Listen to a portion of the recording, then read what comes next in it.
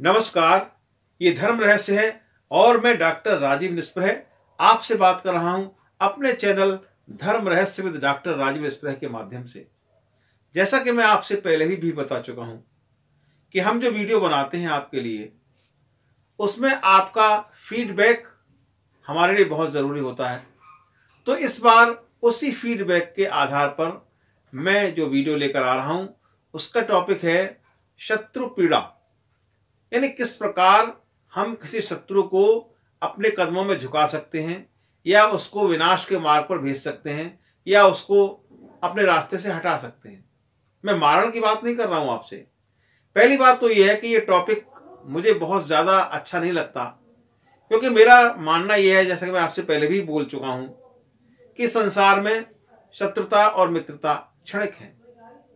प्रयास कीजिए अपनी वाणी से किसी प्रकार से कोई आपको शत्रु न बने, कोई ऐसी स्थिति न बने जिससे कि आप किसी की शत्रुता के दायरे में आ जाएं। अपने वचनों से, अपने कार्यों से सभी को प्रसन्न रखने का प्रयास कीजिए, शत्रुता को मिटाइए, क्योंकि शत्रुता भी आजीवन नहीं चलती और शत्रुता का प्रतिफल तो किसी न किसी रूप में आपको भुगतना ही पड़ता है। इसलिए प्रयास ऐसा करें। लेकिन कई बार ऐसा होता है कि हमारे लाख प्रयास के बाद भी हम शत्रुता से नहीं बच पाते। सामने वाला हमारे प्रति दुष्ट भाव रखता है, शत्रु भाव रखता है, हमारा नुकसान करता है, बार बार हमको चोट पहुंचाता है। तो अपने बचाव के लिए अगर इस उपाय को करेंगे तो ज़्यादा अच्छा रहेगा। क्योंकि एक बात मैं पहले आपको बता देना चाहता हूं कि ये उपाय सिर्फ और सिर्फ अपने बचाव के लिए, अपने कार्य के बचाव के लिए, अपने बिजनेस व्यापार के बचाव के लिए, अपने परिवार के बचाव के लिए करें। इसका उपयोग किसी को भी हानि पहुंचाने के लिए बिल्कुल न करें, क्योंकि इसमें जिस चीज का प्रयोग किया जाएगा, अगर आप उसको सिर्फ इसलिए करते हैं कि आपको दूसरे को हानि पहुंचानी है, सिर्फ इसलिए करते हैं कि आपको दूसरे को पीड़ा प्रदान करनी है, तो यकीन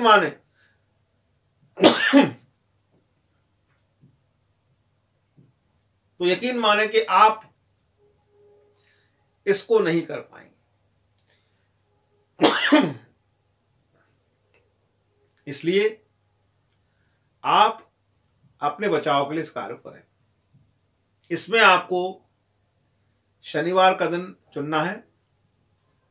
शनिवार वाले दिन आप शमशान घाट जाइए।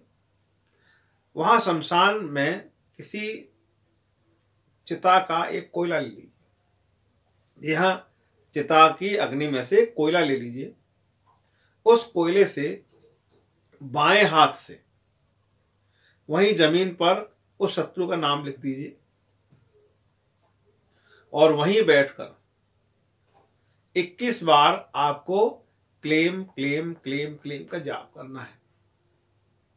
उसके बाद वहां से तुरंत उठकर और वापस अपने घर आ जाएं और घर आकर अपने मुंह हाथ पैर धो लें और फिर अपना कोई दूसरा कार्य करें। पीछे मुड़कर इसमें नहीं देखना है। या ऐसा भी कर सकते हैं कि अगर आप ये कार्य वहां नहीं कर सकते तो किसी प्रकार से चिता के कोयले की लकड़ी वहां से हासिल कर लें। लकड़ी तो होती है, इसमें कोयला हासिल कर रहे हैं, वहां से उसको घर पर ले आए और उसको पीसकर उसकी स्याही बना लें। अनार की कलम से, अनार की कलम ले लीजिए, उससे भोजपत्र ले लें। भोजपत्र पर उस शत्रु का नाम लिख दीजिए। उस भोजपत्र को मोड़कर एक पत्थर के नीचे दबा दें और उस पर 40 दिन तक आपको सरसों के तेल का दीपक जलाना है। जी हां, सरसों के तेल का दीपक जलाइए शाम को 40 दिनों तक, और वो दीपक बदला नहीं जाएगा, वही एक ही दीपक मिट्टी का रहेगा।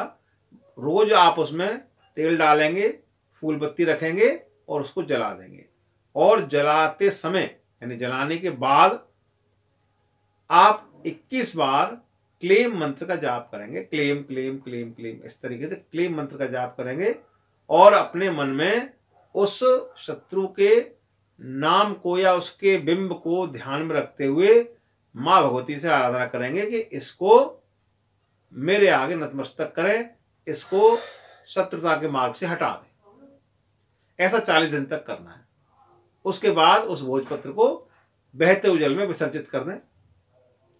अगर इस उपाय को आप करते हैं तो निश्चित रूप से आप शत्रुता से पीछा छुड़ा सकते हैं।